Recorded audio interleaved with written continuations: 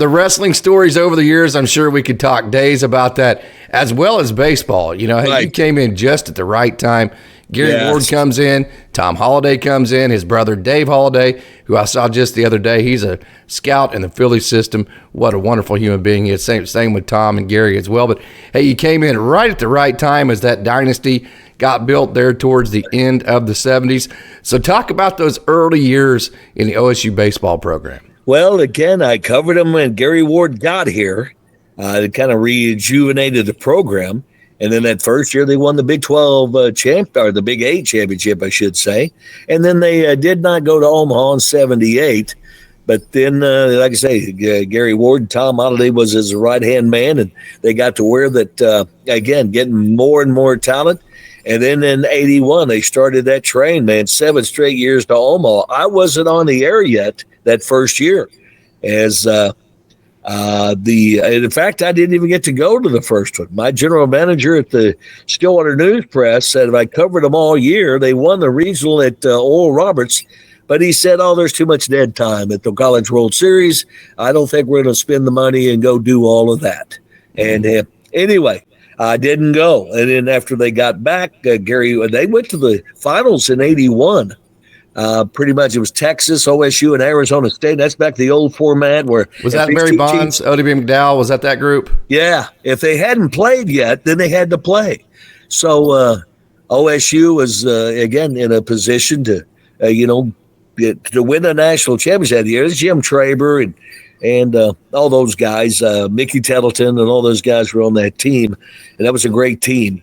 But as it turned out, I think. Whatever it was, I think Arizona State beat Texas and OSU lost to Arizona State. However, it worked that year, but Cowboys came up a little short. And I remember Gary Ward coming home and coming to the news press and called a meeting. And my boss, who was not there when it all happened, came in and Gary Ward said, your guy covers us all year. We go to the College World Series and no coverage from my local paper. Oh, wow. And Jim Bellotti was the general manager then. And Lee Bell was the managing editor who told me not to go because there was too much dead time between games. And anyway, that didn't happen again. Let's just leave it at that. Jim Bellotti said, in case there's any questions in the future, we cover a team all year. We go and they go wherever they may go. So anyway, and then so I got to go in 82. I still wasn't on the radio, but I did some games that year. And then in 83, that was my first year. And anyway, I got on the air that year. So or maybe it was 82. I forget. This is my 42nd year. That I do know. So anyway. Wow. Yeah, and so that first year I didn't go, and then I got back, and then I went to Omaha with them, and again they went 7 consecutive years. But this is my 42nd year of Cowboy baseball.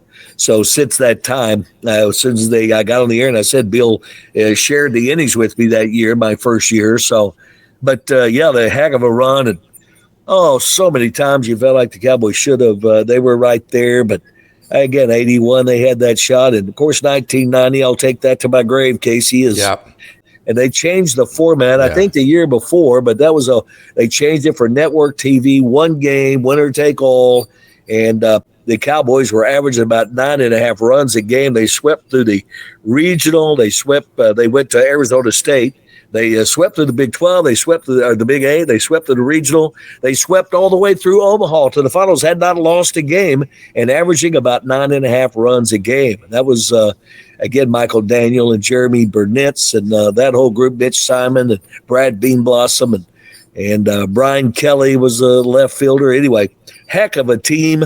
But then they lost to Georgia 2-1, and there was no recourse. One game, winner take all, and Georgia had made it through the whole tournament with 2 pitchers, and they brought one of them back to finish out that game. The Cowboys had opportunities, but that was the one, man. If the format had been like it is now, best 2 out of 3, I don't think there's any question that the Cowboys would have won a national title that year. But, 86, I think it was, or 87.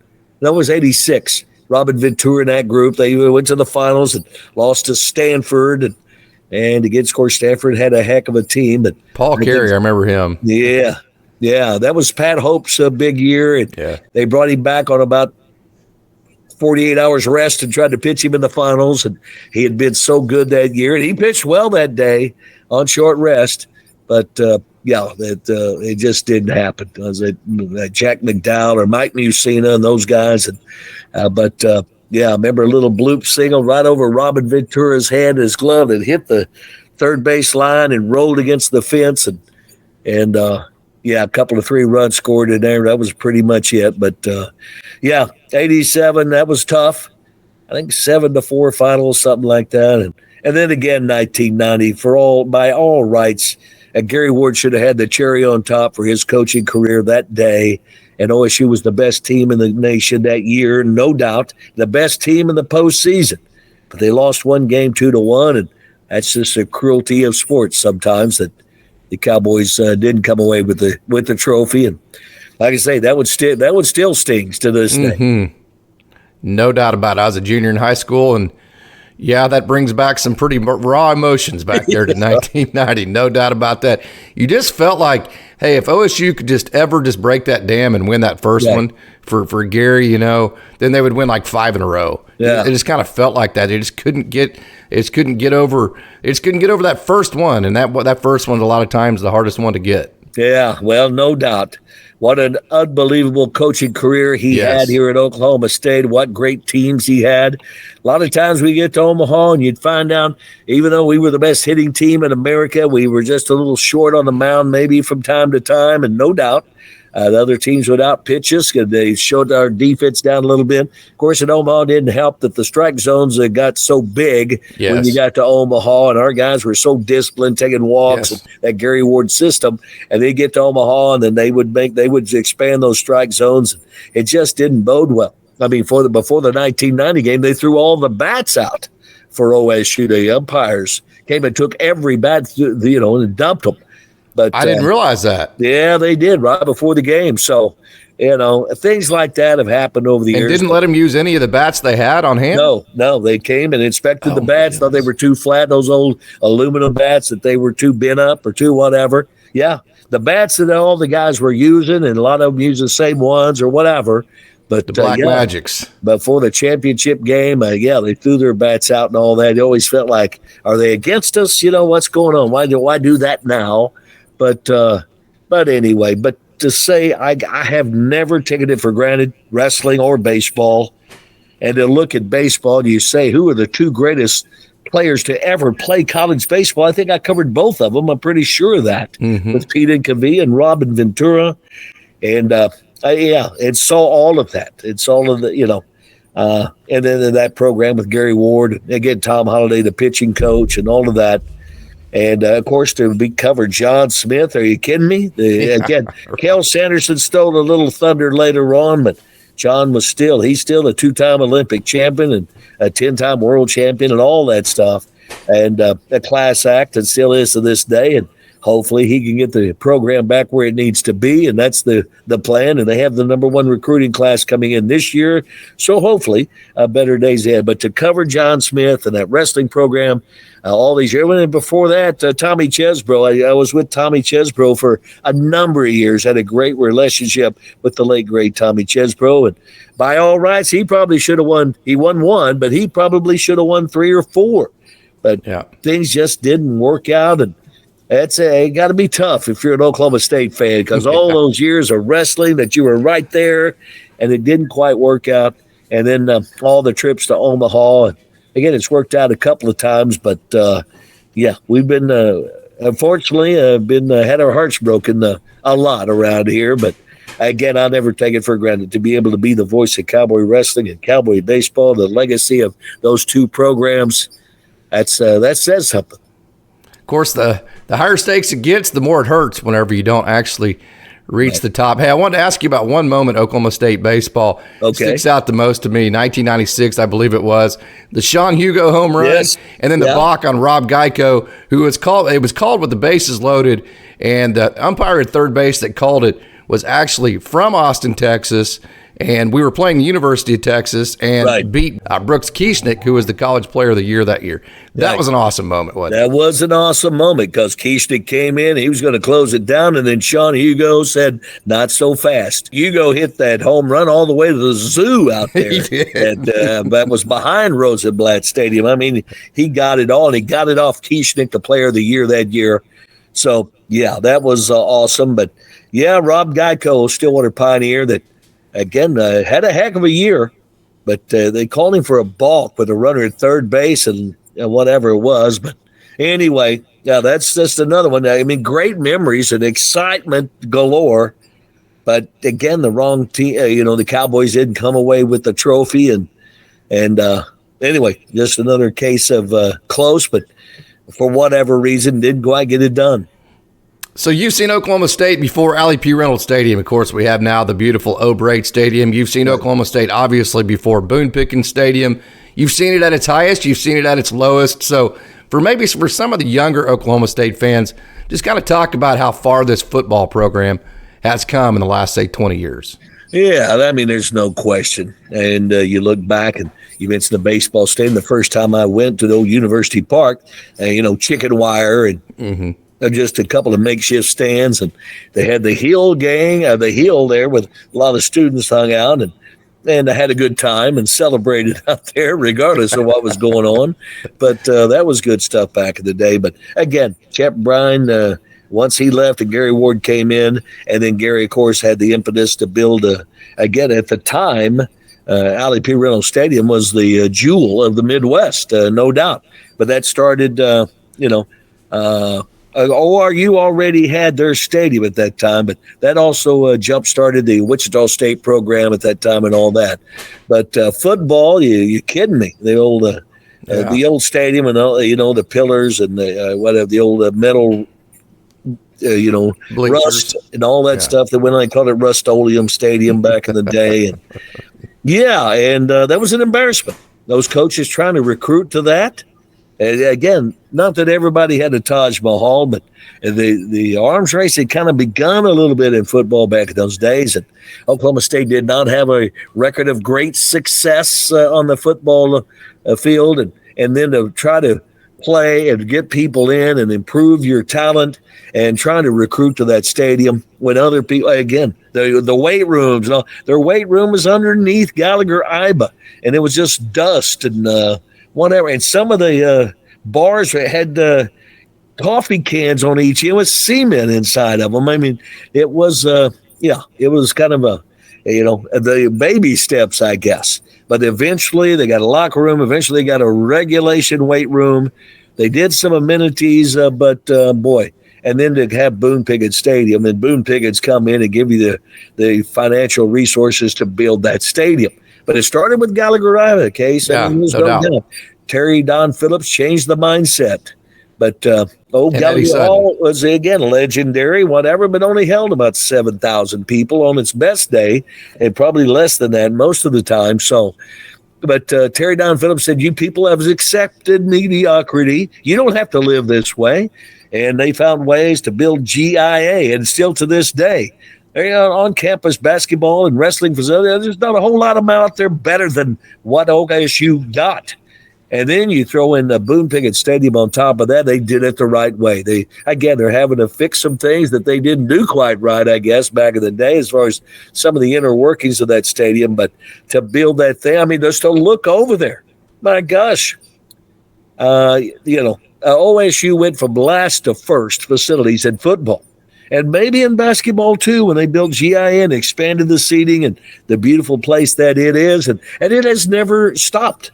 And then you go to the Greenwood Tennis Center, and then all the things that the new soccer stadium, Neil Patterson Stadium. And I mean, it just continues to build and build it. Now they want to build a new softball stadium. John Smith and the wrestling program is supposed to get a new facility. But right now, when you look at the facilities across the board, with the, pretty much, track and field, they got a nice workout place. They can't host the meets here yet, but that's also something that's on the board. But, across the board, when you look at facilities on campus, Oklahoma State does not take a backseat to anybody. I say that's saying something. Going from the worst, a lot of times the worst facilities in America almost, to the best.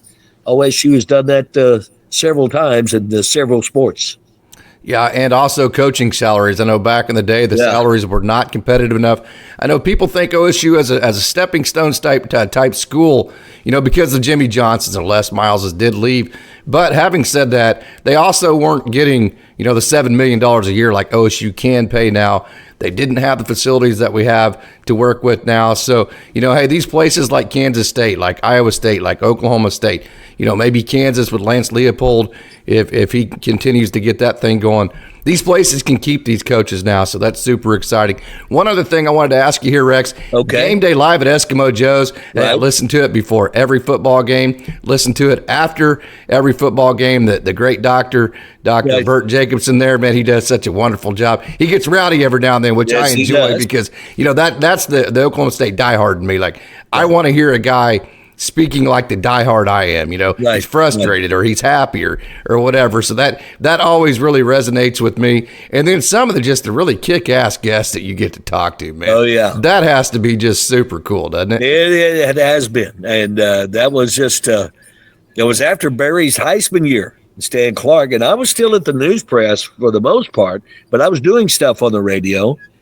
And Stan one time said, we need to do something here at Joe's around football, maybe basketball, I don't know, but let's just, you think you guys would be willing to? I said, yes, I would think they would jump all over it, even though I wasn't full-time at the radio yet, but I brought it up. Of course, Leon Matthews, I traveled with him all the time, and he was the GM at the time, and said, yeah, let's do that. And let's, we'll just start in Game Day Live at Eskimo Joe's, and obviously, and 35 years later now, but yeah, over the years we've had, like I said, Bob Curlin did the show. I can remember that. Oh yeah, Bob Curlin did the show back. Do you have a recording of it?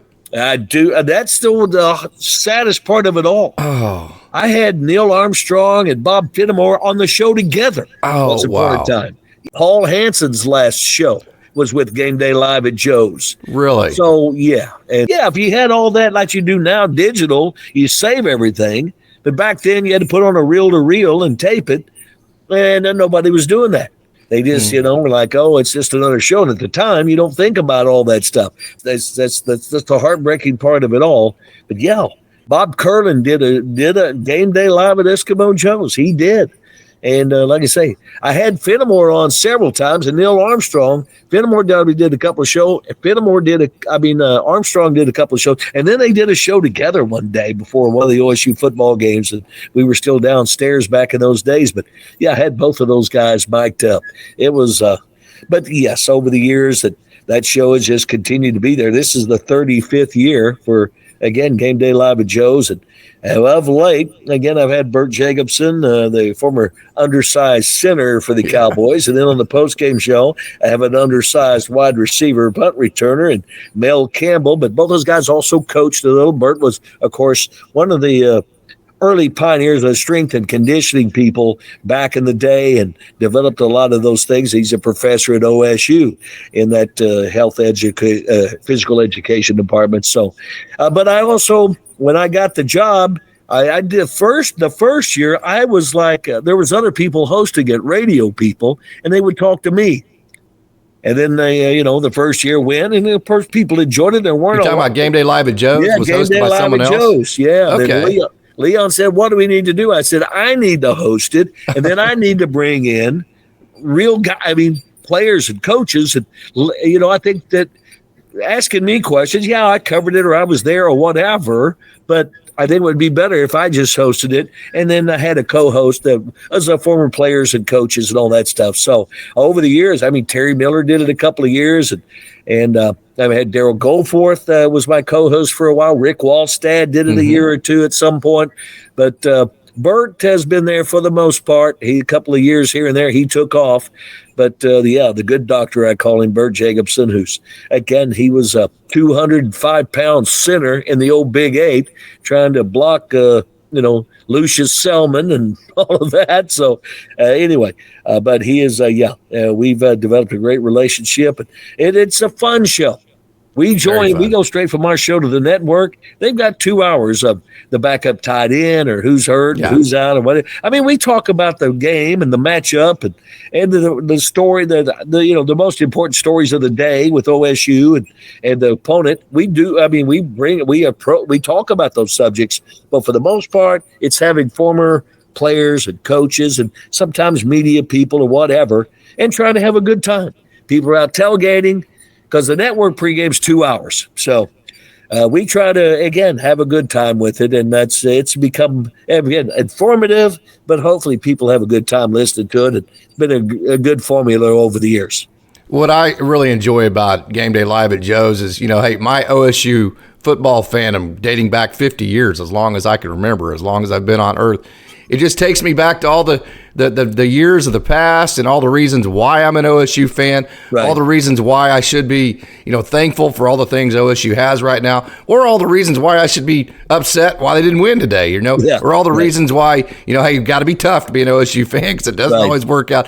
So it just kind of brings in all of those encompassing elements to being an OSU fan. Yeah, no doubt. And hopefully have a couple of laughs along the way. But that's what the show has become.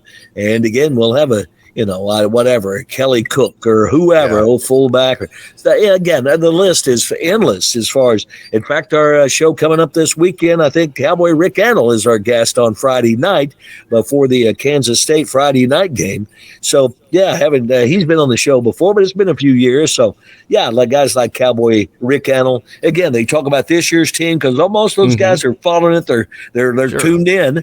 But then once we get past that and talk about today's game, then we get into the stories and whatever happened back in the day with their teammates and the coaches. That's when I turn it up. Yeah, that's right. And again, we get a little irreverent or rowdy once in a while. But whatever. It's just one of those shows, having a beer with your old friend and having a few laughs and talking about the old days. That's really has made it a successful show. And why, again, we got a long list of sponsors for that show every week. So. On the basketball side, you have to be very proud of Brendan Manzer. He was your co-host for quite a while, and that he's gone on to, very big things of being a Big 12 analyst. You've also had Andre Williams. I think at the very beginning, when you started doing basketball, Andre was who joined you, and then Alex Weber. So, boy, the basketball side's really, really taken off. Got to be super proud of Brendan Manzer, who I grew up with there in Stillwater. He was a year older than me. So, talk about that side of it. Yeah, well, yeah. And I mentioned the football side of it. Stan, like I say, we started that up in 1989. And then we went about 2 or 3 years. He said, hey, how about a basketball show? Well, a lot of the basketball games in those days, again, unless it was Saturday, they were all night games. And that was just the case now also. He goes, he said, could we just do pregame shows and then just the home basketball? I said, well, that's your place.